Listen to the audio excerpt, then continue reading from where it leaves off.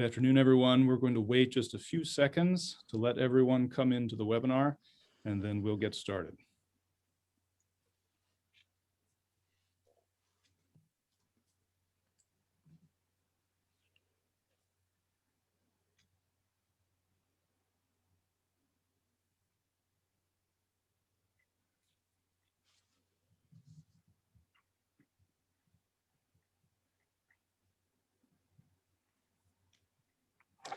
Good afternoon and welcome to the Providence College Humanities Forum. My name is Raymond Hain and I'm a member of the Philosophy Department and the Humanities Program here at PC and the director of the forum. The Humanities Forum is an initiative of the Humanities Program and exists to provide a regular space each Friday for the entire college community to reflect on some of the deepest human things. Before we begin this afternoon, let me remind you that today's event is being recorded and will be uploaded to our website early next week. Also, please remember that you can ask a question at any point during today's presentation by typing in the Q&A box available at the bottom of your screen. You should feel free to submit questions whenever they occur to you during the discussion. And as always, we'll do our best to get to as many as possible before we conclude. We are delighted today to welcome to our virtual campus two very distinguished guests. But before I introduce them, I would first like to introduce Justin Cameron, who's helping me host this afternoon's discussion. Justin is a sophomore here at PC and comes to us from the Boston area. He's also a member of a special class this semester studying the work and legacy of the 19th century Frenchman, Alexis de Tocqueville, whose book, Democracy in America, remains one of the most thoughtful reflections ever written about American social and political life. I'm delighted that Justin's able to join us this afternoon for our conversation with our two special guests, Robert Putnam and Shaylyn Romney Garrett. Robert Putnam is the Malkin Research Professor of Public Policy at Harvard University. In 2006, he received the Skytte Prize, the world's highest accolade for a political scientist. And in 2013, President Barack Obama awarded him the National Humanities Medal, the nation's highest honor for contributions to the humanities, for deepening our understanding of community in America. Among his many books are Bowling Alone, The Collapse and Revival of American Community, one of the most cited and best-selling social science works in the last half century, and Our Kids, The American Dream in Crisis, which, as it happens, is another important book for our course on Alexis de Tocqueville. At the heart of his work is reflection on and pursuit of genuine social and political community. And his counsel over the years has been sought by national and grassroots leaders on both sides of the aisle and across the world. Over the last several decades, he's also worked directly with thousands of grassroots leaders in scores of local communities coast to coast across America. Shaylyn Romney Garrett is a writer who has dedicated her life to the pursuit of connection, community, and healing in an increasingly fragmented world. Her work includes uniquely revealing portraits of religious communities across the United States, and she is a founding contributor to the Aspen Institute's initiative, Weave, the Social Fabric Project. With her husband, James Garrett, she co-founded Think Unlimited, a nonprofit venture working to catalyze social innovation in the Middle East. Her work has been featured by the New York Times, Fast Company, LinkedIn, Harvard Business Review, and Arab Investor. And in 2011, she was honored with the prestigious Draper Richards Kaplan Social Entrepreneurship Fellowship. Together, they researched and wrote this book, The Upswing, How America Came Together a Century Ago and How We Can Do It Again. Published just last October, this is a remarkable consideration of the long sweep of the 20th century in America, written always with a view to what we might hope for and work towards today in these most polarized and complicated of times. It's a real honor to have them with us here today to discuss their work, and we're very much looking forward to this afternoon's conversation. Thanks very much, Raymond. And Justin, thanks for hosting this. And Shaylyn and I are delighted to be here. What I'd like to do is give you, we will together give you a short overview of the content of the book. I'll speak first, and I am, of the two of us, I'm a little bit more the counter. Therefore, I'm going to be talking a little more about statistics, and Shaylyn is a little bit more the poet. And so she'll describe the narrative that lies behind the numbers. And then we'll get to the really important part of the book, which is not just describing history, but trying to extract some lessons from history for the current times. I want to begin, Raymond, by noting that this book was completely finished, off in print last January, more than a year ago. So the book, as we're going to describe it at the beginning, and as it's on the shelf that you described, you showed your viewers a little while ago, that book was written without any knowledge of the pandemic, without any knowledge of the economic crisis we've been through, without any knowledge about the elections, nothing, no knowledge about January 6th, no knowledge about the $1.9 billion stimulus package. We knew nothing about that when we described the book. And we're going to start by the book as it is. But of course, we're sentient human beings, and we've been following the events of the last year and the last month and the last week. And so we're happy later on in the discussion to try to apply the book to a period that was not in our minds at the time that we wrote the book. If we can have the first slide, Raymond, I think this will start us off with just an overview. The cover is just the, let's see if we got it there, perfect. As you can see, this is the title of the book there, and you can see in the, on the cover, there's this funny upside down curve there, this inverted U-shaped curve, and we're gonna be talking a little bit about that pretty soon, actually. So maybe let's go to the next slide. Here's the starting point. America's in a pickle. And by that, I mean, just about the only thing that we Americans agree about now is that we're in a pickle. Things are really bad. And to be a little more statistical about it, what that reflects is the fact that America today is more polarized politically than just about at any period in our history, more unequal economically than just about any time in American history, more socially isolated, socially fragmented, again, than just about any time in our history. And although this is a little harder to measure, we believe it's true, more culturally self-centered or narcissistic than ever in our history. And so the question at the beginning of the book is, how do we get here? And if we have the next slide, I want to sort of show you some pictures that will be summaries of what's happened. And if you like numbers, sometimes pictures are an easy way to see what's going on. If you don't like numbers, don't worry. I'll be talking about what's happened here, and then in a minute, Shaylyn's going to be saying even more in narrative terms of the picture. She's going to be describing what was happening behind these graphs. The horizontal axis here you see runs from 1880, the end of the 18th century, a period that is called historically in American history the Gilded Age. And we'll see shortly why it was called the Gilded Age. And then at the other end, we have today, right up to as close as we can to 2021. And the vertical axis are measures of, in a way, the things I just described. In this case, we're looking at politics and how American politics has changed over the period from, in this case, we have good data from 1895 to 2015. And as you can see, the data start over there at the left-hand side in 1895. America at that point is very, very polarized. It's not so well known how well polarized America was in that period. And it's low here because we've oriented these graphs so that up is good. And in this case, up is political comedy or bipartisanship, getting along politically.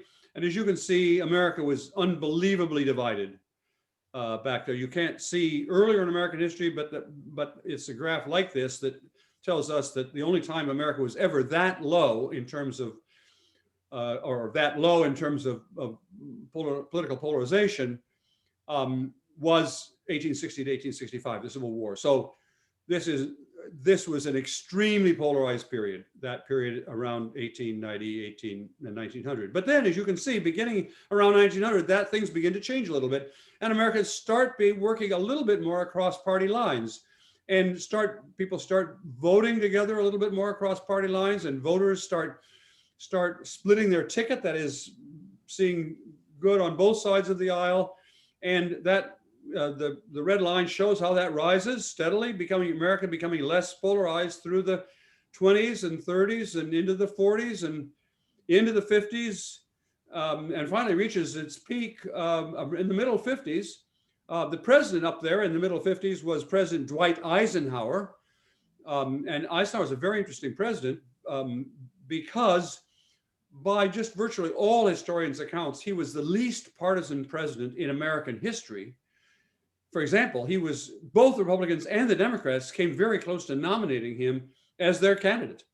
I'm not saying that he caused the depolarization or the degree of political cross-party collaboration. He was more a symptom of it, but it's a very good symptom, or a very good symbol, I mean, of what was going on. But then pretty soon, you see, as we go into the 60s, we begin to become a little less, we begin to become a little more polarized, a little less cooperative across party lines. And then that trend continues uninterruptedly, a steady plunge over the last 50 years, down through the 80s and down through the 90s and down through the first decade of the 20th century and down of the 21st century and down through the teens. And actually, we know what the data look like today as of 2021. And if we put them on the graph, they would be even lower. They'd be down actually at the very bottom corner. America could hardly be more polarized in terms of party lines. Party lines in Congress, for example, have never been so stark as they are right today.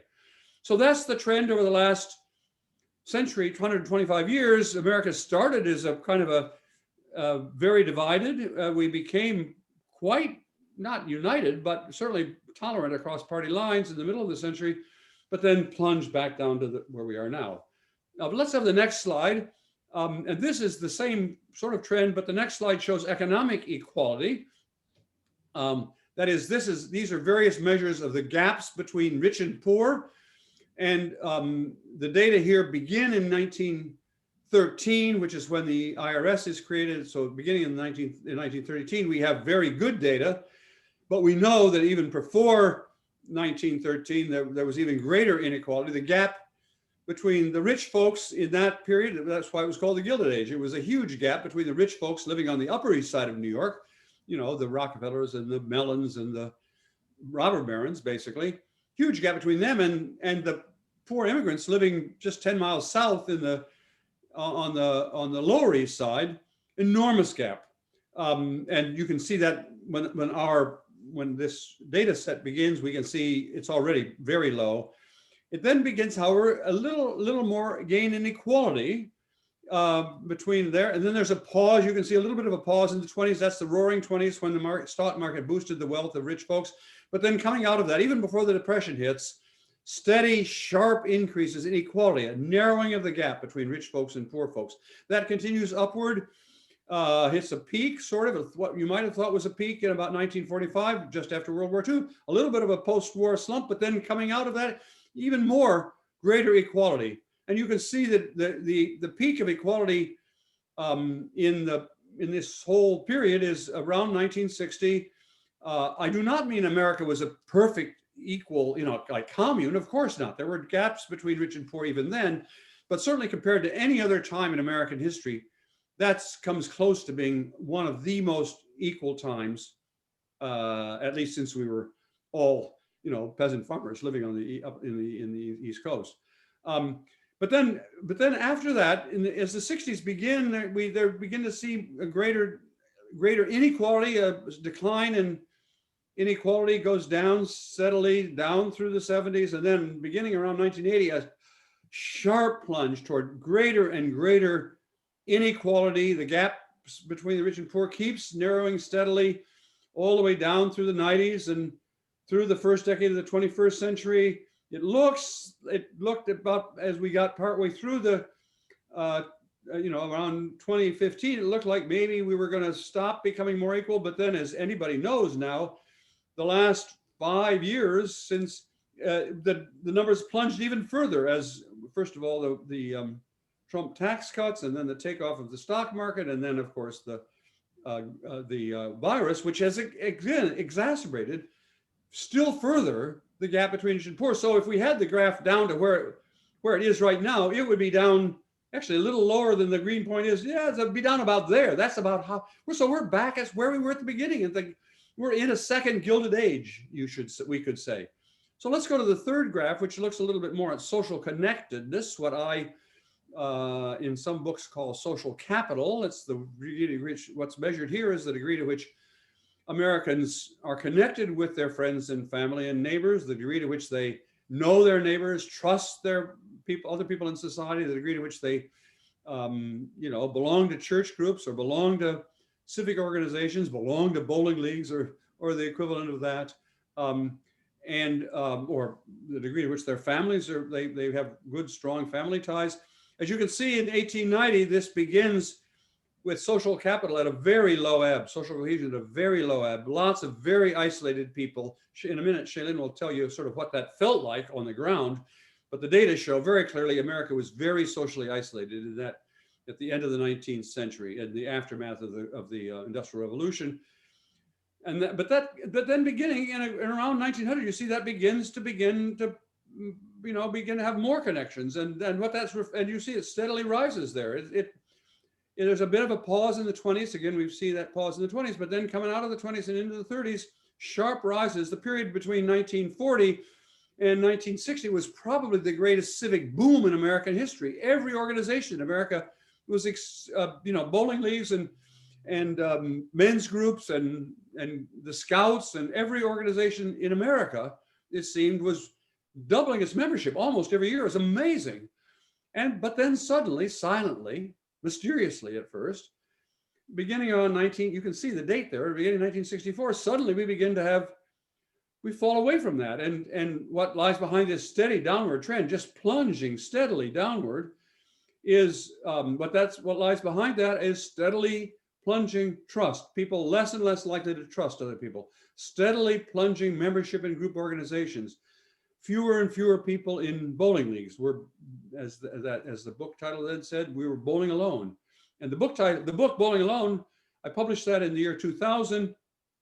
And we only had the data through 2000, obviously, but you could see what happened after 2000. It was going straight down. It was like I had prophesied exactly what was going to happen, even after I wrote the book. Steady decline in group membership, steady decline in social trust, steady decline in family stability, more and more people not getting married, or maybe getting married very late. And if they do get married, having fewer kids. So all these forms of social cohesion retrace what looks now like this same darn chart, this inverted U. It's quite haunting that these are different kinds of measures. One is a measure of economics, one's a measure of politics, one's a measure of our social lives, but they all show the same basic inverted U curve. Let's go to the last one on, this is the next chart, which will show cultural trends. The underlying idea here is, to what extent do we think of ourselves in any given era? Do we think of ourselves as all in this together, or are we thinking of ourselves as I'm number one?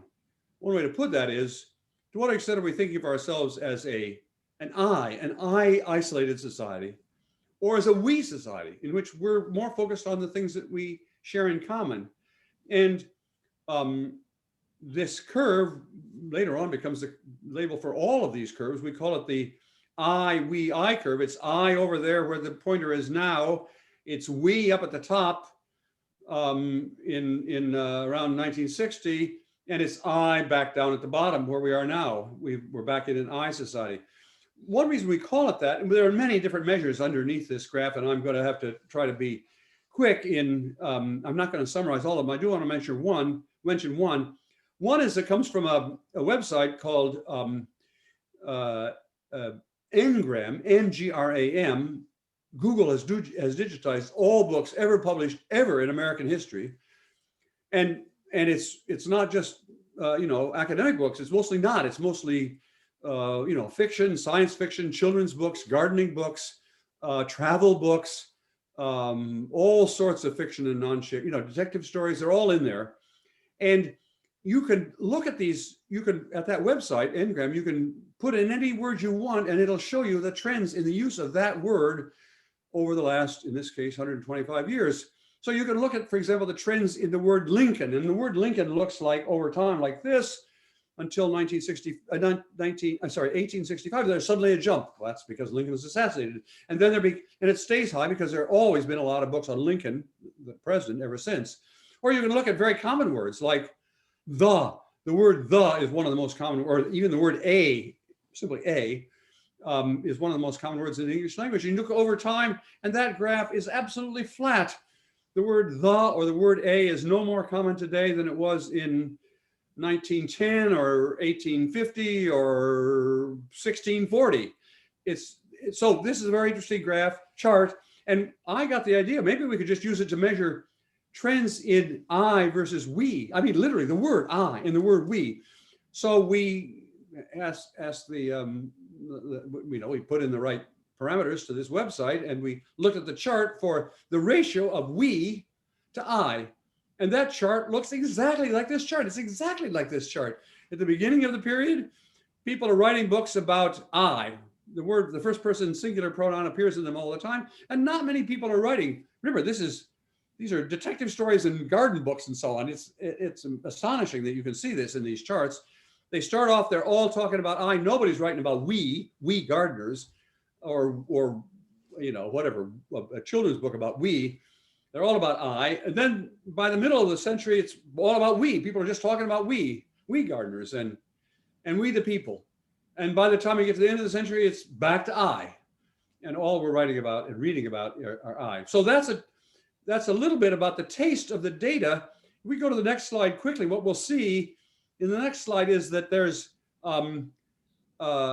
this here, we have all four of those charts together. You can see they're the same darn chart. You can see the trend there for economics and for politics and for society and culture. You can hardly tell them apart because they're all the same chart. If we go to the next slide, we can see what they look like all together. The next slide is a composite of just all of them. There it is. That's the I curve. Starts in a very I period. That's when economics is very unequal, politics is very polarized, society is very fragmented, culture is very I. You can see that there's that pause in the 20s that we noticed before, but then going up, reaching a peak at the beginning of the 1960s, in which we're relatively equal, relatively cooperative politically, relatively connected socially, and relatively focused on what we have in common, not on what divides us. But then the long downward slump back to an I society. But that's what the data looks like. Shaylyn, can you jump in now and talk a little bit more about what the stories are that are behind that chart, and maybe say a little bit about which part of that chart we wanted to focus on? Sure. So, as Bob started off his comments mentioning that we're in a multifaceted crisis today. That's not something that's a surprise to anyone. And so there's been a lot of books written about how we got into this mess, but a lot of those books, and most of them, I would say, focus on the last half century, essentially the downturn of this curve, the part where we sort of fell from grace. And in those books, we get a sense of this idea that America was great at mid-century, and we somehow need to turn back the clock or move back to, some sort of supposed golden age in American history to learn, what we should do today. Our take on this is quite a bit different, actually. By zooming the lens out and looking not just at the last half century, but at the last century and a quarter, essentially, we can see that we were in a mess very similar to the one that we are living in today in the early 1900s. And so we find that, looking at the moment when an upswing culminated is much less instructive than looking at the last time we moved from a downturn and into an upswing. The main lesson here, from our perspective, is that we've successfully weathered a storm very similar to the one that we're in today once before, and we can do it again. And that means that we want to focus our efforts on looking at the moment when the Gilded Age, in that late 1800s, early 1900s, gave way to the Progressive Era, when a determined group of reformers set in motion a sea change in American society that really helped us reclaim our nation's promise. And so what we want to focus on now is maybe some of the lessons, again, not from this supposed golden age of mid-century America, but the lessons from the last time we pulled ourselves up and out of a mess so similar to the one that we're in today. So if we can just go to the next slide, what I want to highlight here are just a few of the lessons from that moment, from the lessons from America's last upswing. Now, I want to just pause for a moment and say we're going to refer to the progressive era, which is that era of American history that started roughly in the 1900s, but we're using the term progressive in a different way than it would be used today. Today, the term progressive, what you might call small p progressivism, refers to the leftmost end of the political spectrum, right? The progressive era, however, capital P progressivism, was not necessarily a partisan thing. It was a very bipartisan movement. In fact, historians have called the progressive movement of this era so diverse as to be barely coherent. It was a movement that consisted of a lot of competing factions, people fighting for a lot of different types of reforms, often in disagreement with one another. But it was a group of reformers that were really had a couple of things in common. One was a compelling desire to repudiate this downward drift of our nation that they found themselves in. And secondly, they had a galvanizing belief in the power of ordinary citizens to create change. And so there are a few lessons that we can learn from these reformers who pulled us up and out. It's important to really recognize that the last Gilded Age, on a remarkable, even I would say breathtaking number of dimensions, really parallels the moment that we're living in today. It was very, very similar. And so sometimes it's easy to look at the moment we're living through and just sort of despair and say they've never been this bad and maybe they'll never get any better. However, that's really not the case. We've been here before and we can change it again. So this is a statistical story, largely. The statistics form the backbone of the story in this book. And so a lot of times people will say, well, if we can identify which of the curves turned upward first, then we might be able to identify some sort of silver bullet, or in statistical terms, what we might call the leading indicator. If we can know which of the things started to turn upward first, then maybe we could know where to focus our efforts today, right? And so a lot of times people assume that what changed first was economics. That bias comes especially, I think, out of the social sciences, where we tend to think that economics drives everything. There's this kind of Marxist view of history where everything is economics and the rest is sort of just details, right? And what's fascinating about this particular statistical story is that it looks as though, not looks as though, it's actually quite clear in the data that economics is a lagging indicator, meaning that economics was one of the last things to change. We moved toward economic equality after we began moving toward political cooperation or cultural solidarity or social solidarity. And so if economics was the lagging indicator, if that's not what's leading this story, the question then becomes, what was leading the story? It's a little bit hard to tell because for every one of the graphs that Bob showed you, each one of those graphs represents, scores of underlying independent measures that we're looking at. So we're looking at a lot of different things here. And sometimes it's really hard to tease out what exactly happened in a story where these trends are very much interbraided. However, it looks like when you pair the statistical data with the historical record, it seems clear that what started to change first was actually culture. That what led the progressive era, what led this upswing, was a moral awakening. So Bob mentioned again the Gilded Age. And the culture that really characterized the Gilded Age was something called social Darwinism. At the time, Darwin's theory of survival of the fittest was a new thing. He had articulated a theory to describe the natural world. And people began to migrate that into the social sphere and say, oh, well, maybe this is how societies should work as well. Survival of the fittest. We should fashion our societies as one giant competition, and only the strong will survive.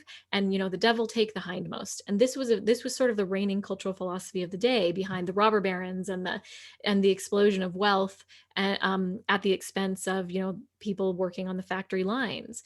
And this moral awakening that came in the wake of social Darwinism actually began in evangelical Protestantism. there was a movement in Protestantism called the social gospel, where Christian preachers, Christian theologians began to look at Christianity itself as a moral system and say, this idea of Christians as, the shining city on the hill and the unwashed masses below is actually not what Christ had in mind when he outlined the gospel. And these theologians began to articulate sort of a more social Christianity, a Christianity based on the idea that society is here to take care of its most vulnerable, that it's not one giant competition, that it's about cooperation and it's about the power of what we can do together. And again, this started off in religion, but it became something that was more of a broad cultural phenomenon that began to change the moral underpinning of the decisions we began to make as a society. And, it's important to recognize that this moral awakening that was happening in the progressive era was more than just an effort to sort of identify the bad apples of society and expel them. It was not kind of a cancel culture type of morality. The historian Richard Hofstadter described it as moral indignation directed inward. Largely progressives were elites, not exclusively. Again, there were a lot of immigrants and a lot of young women organizing in this era.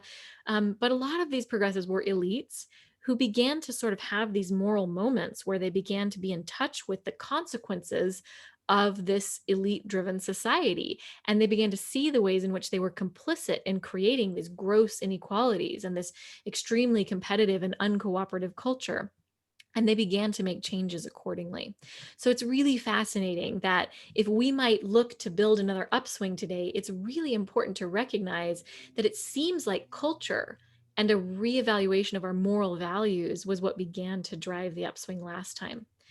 Another important lesson from the upswing is that it was extremely youth-driven. These progressive reformers were largely under the age of 30 when they were doing their most energetic and important and innovative work.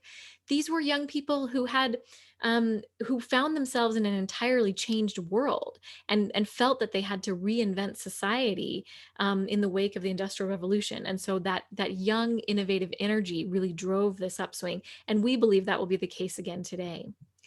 Another lesson here is that progressives really believed in the power of association.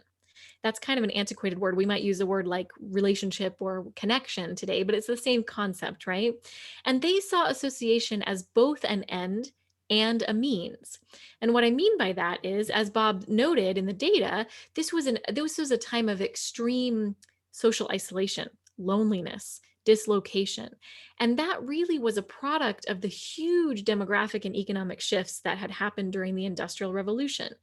The previous generation of Americans had lived in small towns and on small farms and had worked in small businesses, or had owned their own businesses or were subsistence farming. And then a generation later, everything had shifted. So you had millions of Americans moving out of these small towns into busy, isolated, commerce-driven cities where the sort of quilting bees and barn raisings that their parents had relied upon for social connection just weren't going to cut it on in Chicago, right? And so a lot of the progressives were responding to that loneliness and that feeling of isolation that they felt as they moved into the cities. And they began to invent new ways of bringing people together. And as they did that, they began to realize the power of these associations. And of course, through Bob's work on social capital, we know that social capital is a driver of a lot of other positive things in society, particularly the health of democracies. And the progressives began to recognize this, that the more that they were able to bring people together, especially across lines of difference, they were able to create a powerful store of social capital. And that ultimately sort of fueled this upswing for decades. And so any upswing that we would hope to see today really is going to need to be relationship driven, connection driven, something that rebuilds our stores of social capital to carry us forward. Another lesson here was that this was a time of enormous grassroots innovation. These morally awakened young people were channeling their moral outrage and their moral indignation into building things, into citizen engagement. They were reclaiming their individual agency in the face of a society that was totally changed, dizzying drift and complexity. And they were saying, you know what, I still have power to act as a citizen. And they began working right where they were, at the neighborhood level, at the municipal level, at the tenement level, to solve the problems where they were encountering them. And through these efforts, they were essentially able to create innovative policy solutions that kind of bubbled up into what ultimately became the big national programs that we often think of as characterizing the progressive era. And so the progressive era ultimately was this sort of bottom up and top down combination that created broad change in America. And so we're going to need to see a lot of grassroots activism if we want to see another upswing today. Another important point here is that the charismatic political leadership that we sometimes think of in Teddy Roosevelt and others from this period was another lagging indicator. The Teddy Roosevelts came along and sort of translated this grassroots uprising into programs and policies that could achieve bipartisan appeal. But that wasn't where it started. It wasn't some charismatic leader who came and outlined a blueprint for a new America. On the contrary, that sort of national progressive mindset came later. Now, I've outlined a lot of positive lessons from this era of American history, and there's a lot to be learned that we could potentially apply today. But not all of the lessons are positive. There are a lot of cautionary tales that come out of this era of American history as well. And I'll just touch on one briefly here. And that was simply that the we being created during that first 2/3 of the 20th century was not inclusive enough. The progressives, whose efforts were lauding here as having sort of saved America from our last downturn, were themselves largely racist. And so the programs and solutions and policies that they built were often racialized. And a lot of the sort of structural racism and structural inequality that we're dealing with today were sort of built into a lot of those programs that had their origins in the upswing. And so the fact that the needs of people of color were essentially sacrificed on the altar of progress was something that essentially created the inevitable demise of the upswing. And maybe we can talk about that a bit later, if we can touch on that in the questions, because that's something that our readers often want to hear more about. But the point here is that if we're going to engage in activities similar to those of the progressives, we will need to take full inclusion, the building of a truly inclusive and diverse we, as the very first and foremost activity that we need to engage in order to see another upswing happen. So if we can just go to the last slide here, I'll just leave you with this thought, which actually is a quote from Teddy Roosevelt. He said, "The fundamental rule of our national life, the rule which underlies all others, is that on the whole and in the long run, we shall go up or down together. Whether we recognize it or not, whether we lean into it or not, as we have done variously over time, we are all in this together, and our fates are ultimately bound up with one another." And that, I think, is the biggest lesson of this I century that we're hoping to help more Americans recognize. And I think that we've been here before, but we can do it again. We can see another upswing, and it's our hope that will be what the future holds for America.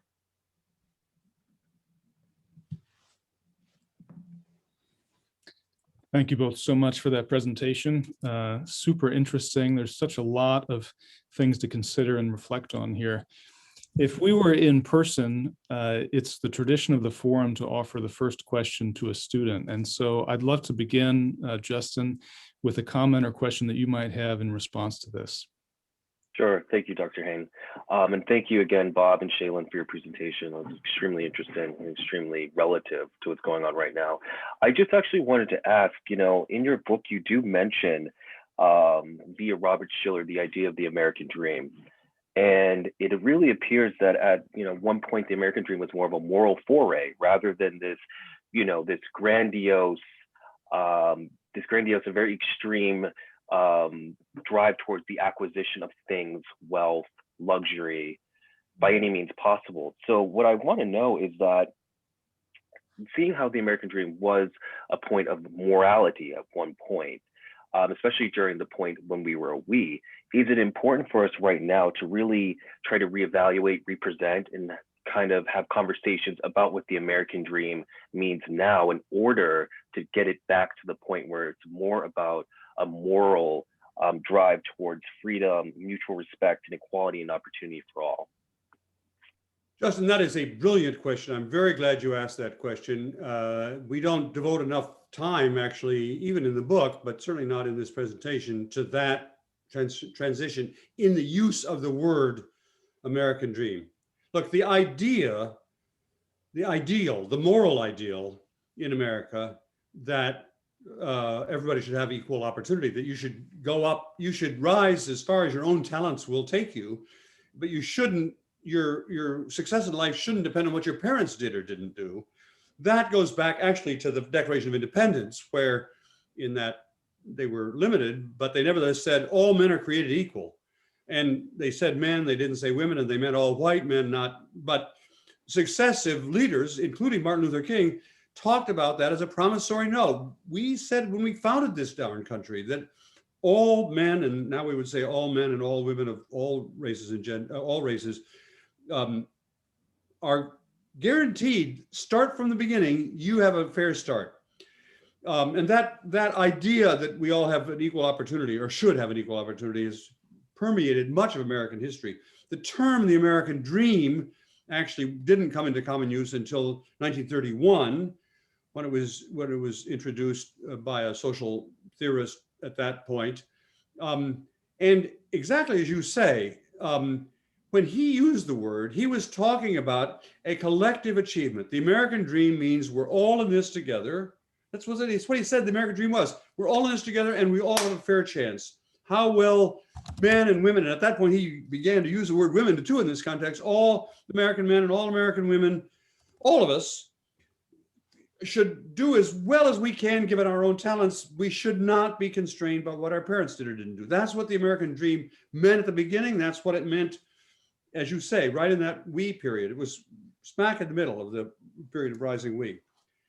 But then beginning in around 1970, it's so interesting, exactly as you say, just about the time that we stopped being as a country, be focused on we, beginning more focused on I, the term American dream changes its meaning. People basically, I would say, pilfered the idea of the American dream and turned it into me. The American dream is you personally can achieve the American dream if you personally have a nice car or a nice house in the suburbs. And if you look now, that's the way the American dream, it's described in individual terms and it's described in material terms.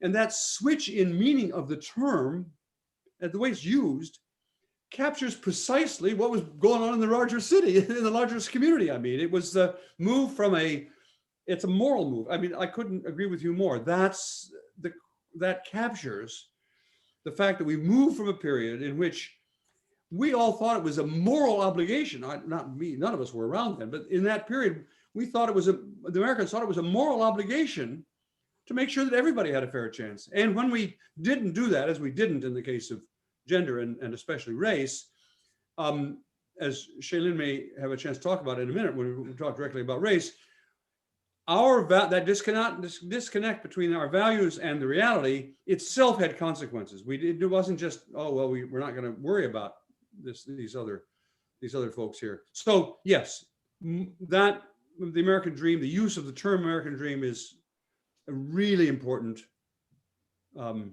insight. Thank you for noticing that.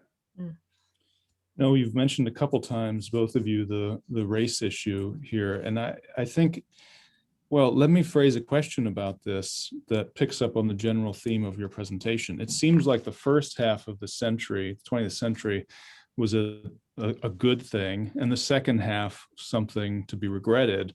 Whereas I think typically when we think about race, we think about the first half of the 20th century as much more problematic. Jim Crow, lynchings, the revival of the KKK, for example. And then in the 60s, instead of being a moment of loss, it's a moment of accomplishment. And the second half of the 20th century is a better story for us when it comes to race. So I'm wondering how that fits into your story. Yeah. That's a fantastic question. And of course, no discussion of I and we in American history can skirt the question of race, right? No discussion of the concept of we cannot include a question about race. And so maybe what we'll do here is if you would bring up the PowerPoint again, we've got a couple of slides just at the end of the PowerPoint there that might illustrate a bit how this story of race in America sort of squares or doesn't square with the I, we, I story of the century. So this is not a graph that reflects actual statistics. We've created this graph to just sort of reflect what is kind of the common story about race in America, that because as the 19th century ended, the outlook for African Americans was so bleak. In the wake of Reconstruction, there had been a lot of progress, and then Southern redemption happened, a violent reclaiming of white hegemony that reversed all of that progress and instituted the Black codes and ultimately Jim Crow. And so there's often a sense that sort of reality for African Americans in this country persisted all the way up until the 1960s. So this is what we kind of call the hockey stick story of race in American history, where it's a flat line, right? No progress. And then right in the 1960s, finally, with the civil rights movement, we see a lot of progress toward racial equality. So this actually turns out to be true for some things. It turns out to be true for things like the longstanding lack of representation, political representation for Black Americans. It turns out to be true for things like, roughly speaking, for things like residential segregation or the longstanding lack of entry into professional schools and professions for Black Americans. So there were a lot of exclusionary things that really didn't change until the 1960s. However, the story is more complicated than that. So if we go to the next slide, what you'll see here is a graphic representation of progress toward material equality between white Americans and Black Americans over this period. So this graph represents actual statistics, whereas the other one was there sort of as kind of a representation of our common thinking about race. So here on the y-axis, you'll see it goes up to 1.0. So at the very top, 1.0 would represent complete equality between Blacks and white Americans. And then across the x-axis, you see this same time frame that you've seen on the graphs we showed previously. Now, as you can see, at no point did America approach total equality, actually not even really close to total equality between the races. The other thing that I should just say here is the reason that we're talking about Black Americans versus white Americans is not because we want to ignore other peoples of color, but simply because those are the groups for whom we have data spanning this full period, right? Latinos or other peoples of color were not broken out and when it comes to statistical measures over this full period. So we're looking specifically at Black versus white Americans. And so what this shows is actually a too slow, but nonetheless unmistakable decades-long drive toward equality before the Civil Rights Revolution, which I think to a lot of white Americans is a big surprise. It's not a big surprise to Black Americans because this is sort of their own genealogy. There was a lot of progress. And when we talk about material equality, we're talking about things like the relative income, home ownership, wealth distribution. We're talking about things like health, infant mortality rates, and life expectancy. We're also talking about educational opportunity and the completion of degrees. We're also talking about voter participation and voter registration, right? So these are really important measures of equality between the races. And you can see that actually the fastest progress toward equality was made in that roughly 1940 to 1970 period, before the passage of the civil rights legislation.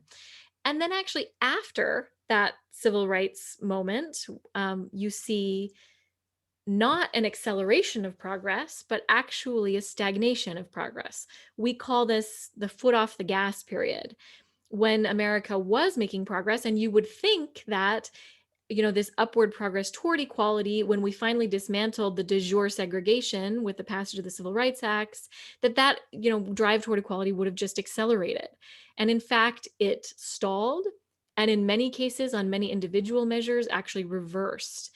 For example, homeownership today is for Black Americans is lower than it was in 1968 when the Fair Housing Act passed. These are really sort of shocking statistics, because I think, again, for white Americans, the view is sort of like things were really bad before the civil rights movement, and then we sort of fixed things and things have gotten so much better.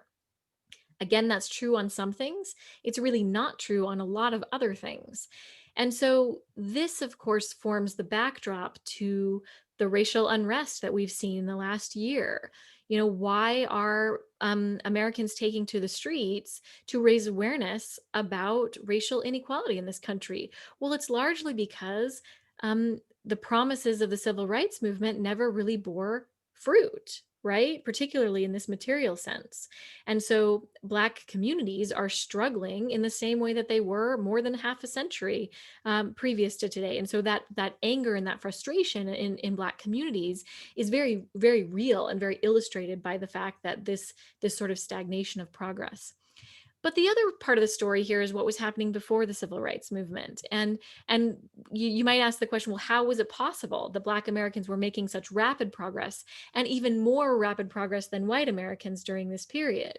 And that largely is a story of Black Americans standing up and claiming their own place within the American we, largely through the Great Migration, leaving the oppressive South and moving into northern and western cities where they could build businesses and they could vote and they could attend college and do other things that they couldn't do in the South. And that resulted in, huge strides toward material equality. And so I think here, one of the lessons when we sort of pair this with the I, we, I data is that it turns out that the we decades surprisingly were a bit more hospitable to racial progress than the I decades have been. And you might ask, well, why did things stall and stagnate in this sort of I period, this sort of post-1970 period in America? Well, part of that story is the broader cultural shift back toward an I alone mentality. But another part of the story is, frankly, white backlash to the civil rights movement. It was not an accident that it was at the peak of that American we-ness that we were able to pass civil rights legislation. But the moment that it became less about, just passing the laws and more about implementing integration and actually sharing the pie, there was a real sort of not in my backyard phenomenon that happened with white Americans. And to me, that says that we had never really done the heart work of racial reconciliation. Again, we talked about how the progressives kind of kicked that can down the road, so to speak. And that, in a sense, meant that the upswing had knit into it the seeds of its own demise, that we really didn't do the work to widen the we fully, and I guess in our hearts and not just in our laws and regulations. And so there's a lot more work to do on this. And of course, this has to be absolutely the starting point for any upswing that we would want to see today. Thanks very much. I'd like to now have a question from our audience. This is from a colleague of ours, Terry McGoldrick, who's a member of the theology department here. And he says, trust, moral awakening, and love of neighbor seem to be the currency of religion. Do you see a particularly important place for faith communities in rebuilding social capital? Well, shall I say something about that, Shaylyn? So the answer is yes. It's an easy yes. And I'm secular, so I'm not speaking out of that kind of bias, at least. Religion turns out to be a very special form of what I call social capital. In an earlier book published about 10 or 12 years ago called American Grace, David Campbell and Jaelyn and I provided actually pretty strong statistical evidence that religious people are nicer than other people. Controlling for everything you can imagine, religious people are more likely to help old ladies across the street, more likely to contribute financially, and not just in the offering plate, but to secular causes and so on. But what the findings also showed is it wasn't the theology actually that made people who were religious nicer. It's the community of the church. It's the fact that you belong to a community, not what you believe, that turns out to lead you to be so powerful, so powerfully pro-social. This is not a talk about that book, so I'm going to leave that there, except to say, yes, I believe that religion, as we'd already said, in the form of the social gospel, was a very important part the last time we went through this, and for the very reason that you're implying, the question is implying, namely that it raised these moral issues. On the other hand, we also have to keep in mind that religion is a very powerful It's very powerful, but it can be used as a tool that can be used for good or for ill. And I would not say that I think that all parts of the American religious community at the moment are contributing to the prospects of greater equality and depolarization and getting along and so on. I don't want to get too controversial here, but I have to say that I think a large part of, at least part of contemporary American evangelicalism is actually not pulling on the right oar, so to speak. And it is a very complicated question because actually a lot of Black people are evangelicals, and they, for my most part, my money, a lot of them today exactly are raising moral issues exactly the right way. I'm sorry, Shaylyn, I'm blanking on the name of the Black evangelical. The Reverend William Barber is a great example of pairing moral language with social questions, right? Which is what began to happen in the last progressive era. And so that's a great hopeful sign of religious leaders helping us find our moral language around social issues. Absolutely. But I would want to add, Raymond, if we had more time, I'd want to add, and it's probably obvious what I'm referring to. There are a lot of people on the, I guess you'd call it the right religiously, a lot of religious conservatives who are not, from my point of view, I think, are not really following what Jesus talked about when he talked about the need to take care of everybody and to be open and tolerant and so on. I would say, for example, I don't want to get too, again, I'm getting awfully controversial here, but I think Pope Francis is actually a really good example of what I would want, as somebody who has a very strong moral voice. He doesn't, he's just already said what he thinks about gay marriage, so it's not like he's a softie on a lot of moral issues, but his emphasis, that is the fact that he keeps going on about, the way the original St. Francis did, about the importance of caring for the least of them, and the importance of worrying about immigrants, and the importance of his whole ministry, actually, is an affirmation of what I think of the moral voice that we need to have spoken more. I mean, honestly, I'm not Catholic at all. I'm not even Christian. But if I were to say who's the voice now speaking that illustrates the kind of witness, religious witness that we need at this stage, it's Pope Francis. And there are a lot of people in other religions too who are doing the same thing. I think we may have time for two more questions if we're quick. I'd like to give the next one to Justin, and then I've got one from the audience to finish up. Let me say one thing, Raymond. I talked a little too long, so if we want to go, if you guys had time for another 5 minutes or so, that's penalty time, or penalty that I incurred. That sounds great, Justin. Yeah, mine is actually going to be super quick, actually. So, I was just thinking about this is kind of like a general question. I was just thinking about how, is it possible that Americans might just be afraid or unwilling to become we again to the extreme amounts of competition that permeate through our society?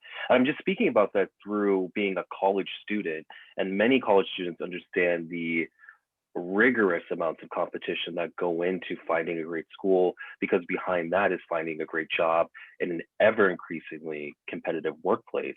So I'm wondering if maybe we've actually created a society that is unable to consider we, because it's almost too preoccupied attempting to ensure the longevity and the success of I.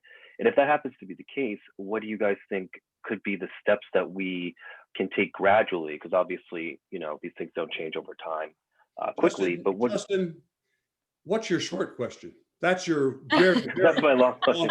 Yeah, I lied. I'm going to try to. No, I'm joking. I'm teasing you. Yeah, I'm going to try to answer parts of that question, and then Shaylyn will too. And then we'll try to come back, Raymond, for another question or two after this. The first thing I say is that competition that you've described is very largely a material composition. That is competition about material goods. And what we're saying to young people is it's not just about material goods. Happiness is, now I'm going to sound like a preacher. Happiness is not about material goods. Happiness is about connections with other people. And when I say that, I'm making a scientific statement. We know there have been lots of studies about what made people happy, a lot of studies about what, and having a little more money makes you a little happier. Having a lot more money does not make you a lot happier. What makes you happy are your connections with other people. That's what people say if you ask people, what makes you happy? They don't say, what made me happy was that, you know, the great home I've got. They say, what makes me happy is getting together with my grandmother or getting together with my grandchildren. People know, and the evidence shows this, that, and so I am being a little bit of a preacher here, to be competitive about things that will not in the end give you satisfaction is not very intelligent. And so it's not hard realism to say, well, it's very competitive out there. It's dog eat dog. We got to be, focus on I. And I'm saying that is actually not true. I don't mean to be taking issue with you personally, Justin. I'm taking issue with this attitude. I guess the second thing, well, I've gone on too long. Shaylyn, will you say something, Shaylyn, about agency? I want to make sure we say something about agency here. Sure. I mean, I'll just pick up there as well by saying, one of the threads that I heard in your question, Justin, is it's never been this bad before. Like, we've never been so competitive. Maybe it's just a lost cause. We've gone too far down that road, right? And I totally understand that sentiment. However, what I want to just flag is, part of my job on this book was to really dig into what life was like in the Gilded Age. Before the progressive era happened. And I was stunned at how similar the experience that people described, this relentless sort of rush to get ahead and the relentless competition, and that as what society had become oriented around, right? And so that is not a new thing. I think it's a feature of this I-oriented cultural orientation that we have found ourselves, that we've created, essentially. So if we've created it, we can uncreate it, right? And that's where the question of agency comes in. The progressive era, anyone who's looked at our book will know that the last chapter of our book is titled Drift and Mastery. And we took that title actually from a famous progressive era tract of the same name, for Drift and Mastery, by Walter Lippmann. It was written in 1914. And the basic premise of that book is we have a choice. We can either drift along with history, sort of with this mindset that we don't have any control over the environment in which we find ourselves in, or we can engage in mastery. We can grab the reins of history and say, the tide in which I'm swimming is not working for me, and I'm going to stem the tide. And that's really what the progressives did. That was what Walter Lippmann was calling upon people to do. And I would say we actually are beginning to see that. The millennials, for example, that I've recruited and employed, in my nonprofit work, they were incredibly purpose-driven, as well as being, I think that there's a mindset of like, I have to compete and I have to succeed, but there's a hunger underneath it for something more. And I think the more that young people can lean into that hunger and demand an economy that is more oriented around purpose and more oriented around what we can do for one another, the more we're going to see that shift. And that's a brave choice. I mean, I graduated from college in the heyday of Bain and Company and McKinsey recruiting all the best minds in America right into, iBanking and consulting. And it was a really hard thing to resist that and go into nonprofit work, which is what I did. But the more people that will do that, the more the society will reorient itself in that way. That's the only truth of this book, is that there's no inevitability to whether we plunge further down this darkening path or whether we pull it up and reverse it into an upswing. It has everything to do with the choices that we make collectively and whether we can get critical mass pulling the society in a different direction. And when Shaylyn says that, she means you, Justin, and it's old people like me can maybe see the problem because we've been around a long time, but we're not going to fix the problem. It's going to be the people watching. I am preaching, Raymond. It's going to be the people watching this class who are going to determine the future of America. That's not blah, blah, blah. That's just a true fact. And as Shaylyn said, we're kind of optimistic that can happen. And we think the old folks like me should do what we can to help things along. But this is a moral calling that has very practical implications for poor kids currently growing up in bad circumstances, in across all races actually, and genders and sexual orientations and so on. The rest of us have to take action. I think we have time maybe for one more question, and I'm going to integrate the question from our audience and follow up just a little bit. And let me apologize ahead of time to those of you whose questions I'm not going to get to. We have lots of great ones, and I wish we had all the time in the world to go through everything. Your book has an interesting tension in it. On the one hand, the scope is very large. We recognize the place we're in right now as the result of decades, over a century of development in a particular direction. That can make us feel like we can't affect the outcome of at least the immediate future. Mm-hmm. But as you just said just now, the end of your book is particular stories about individuals in the progressive era. And your call to us is that it's up to each particular person who has the ability, at least on a small local level, to create some change. So this is a question from James Bailey, a colleague of ours. He says, you discussed the fact that the turnaround of the progressive era began by building things on a local level. And could you give some examples of the things you have in mind, maybe that were built during this era that might apply to today? And let me just offer a couple wrinkles here. I think the recent bailout package provides some interesting reflection on what's happening over the last year. I know we set that aside in the discussion, but I'm thinking, for example, of Mitt Romney's support of the child tax credit expansion, the reflection by Ross Dowlett in the New York Times, who's a commentator on the right, who also came out in support of that. And just to add one other wrinkle, would you say something like the following? Students should, go to a great school, and then maybe they should return home, go back to the Midwest or the South or whatever it is, and try to renew the place from which they came. Maybe I'll start by just giving a specific example from the progressive era, and then I maybe will pass it to Bob for some comments about the rescue plan. That sound good, Bob? Yeah. So great question about, can we see some specific examples? And one that we love to tell the story of is the American high school movement. So we're talking about the first 2/3 of the 20th century, which is characterized economically by something called the Great Compression, when the pie was being shared more equally as it grew, right? Economically across the board. And one of the drivers of that was the high school revolution. The fact that, within a couple of decades, all American kids started going to high school for free. And sometimes we look at that and think, well, that must have been a federal program, right? The reality of that story actually is that the public high school movement began in small towns in the Midwest. Now, this is not to say that there was no such thing as public high schools before that. There were some high schools that you could go to, but largely they were for elites. Largely they were paid. And if you went for free, it was usually because you had to be exceptionally talented or something like that.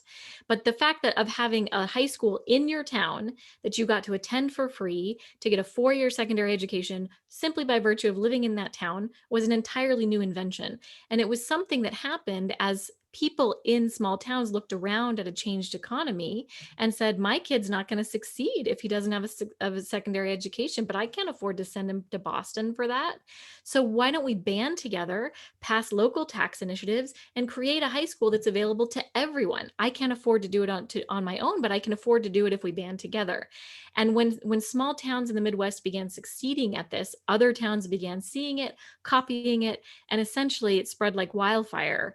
And so within a couple of decades, almost every town in America had a free public high school. Now, of course, then there were ways in which the government got involved and that sort of a thing. But this is an important story of how one of the biggest drivers of economic equalization over the first 2/3 of the 20th century originated by innovative people in their own small towns solving a problem right outside their doorstep. So that's one really important story of how this could happen.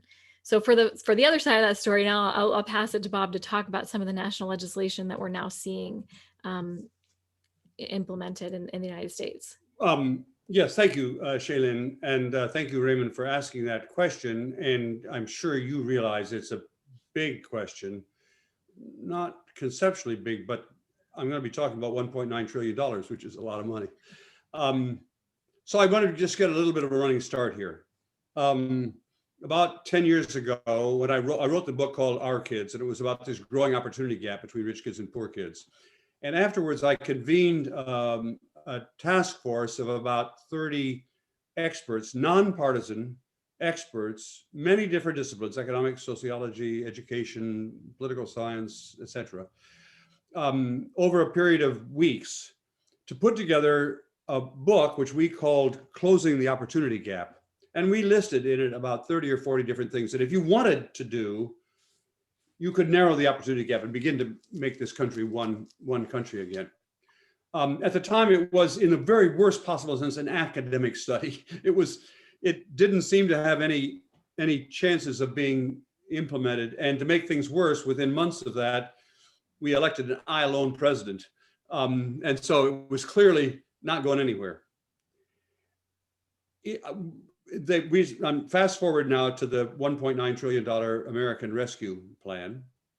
If you go through that plan, virtually every one of these dozens of recommendations that we laid out in that nonpartisan list of experts, virtually every one of them is funded in the $1.9 trillion, including the biggest ticket of all, essentially a very large universal child tax credit, child allowance, which is what both Russ Douthat and Mitt Romney have also put forward. And actually, there are other Republicans who have also previously, before we got to this point, endorsed a similar kind of program. How partisan is that? Well, if you look at the votes in Congress, it's completely partisan. There's not a single Republican who's voted for that. But if you look at public opinion polls, 70% of all Americans, including roughly half of all Republicans in America, think that the things that are in that bill are good.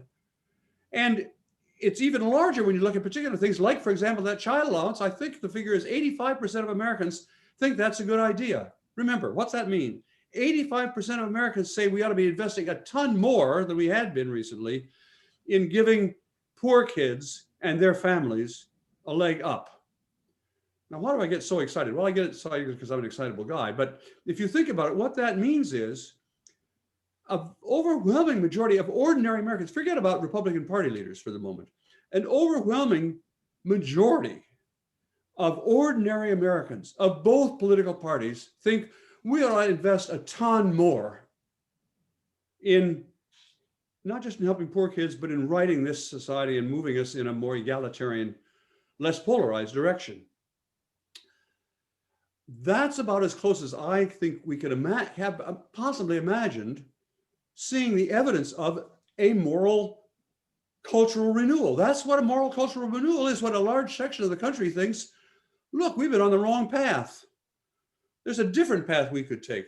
That is exactly what happened over a longer period of time, I have to say, in the progressive era. Large numbers of people changed their minds about what morality required of us. And I think, of course, I'm partly praising the bill, but it's not the praising of the bill that I'm describing. It's what the reaction to this in this country has been. I mean, if you just go out and talk to people of either party or of no party, that seems to me, and so look, I get carried away, and I am a crazy optimist often, but I'm as close to, in my personal experience, I never have been in my lifetime more optimistic than I am right now. Not because I think the Democrats are going to win the midterm election, not that at all, but because I think we can see the signs of a moral change among ordinary Americans who said essentially enough is enough. We owe it to everybody to give them a fair chance. Sorry for the sermon, Raymond. Thank you both so much for joining us. Thank you to our audience for being with us this afternoon. There's a lot to think about here, and it was an honor to have you with us at Providence College. Thanks very much, Raymond. Thanks, Justin. Thank you, Justin. Thank you, Raymond. Thanks, everybody who's watching. Thank you. Appreciate it.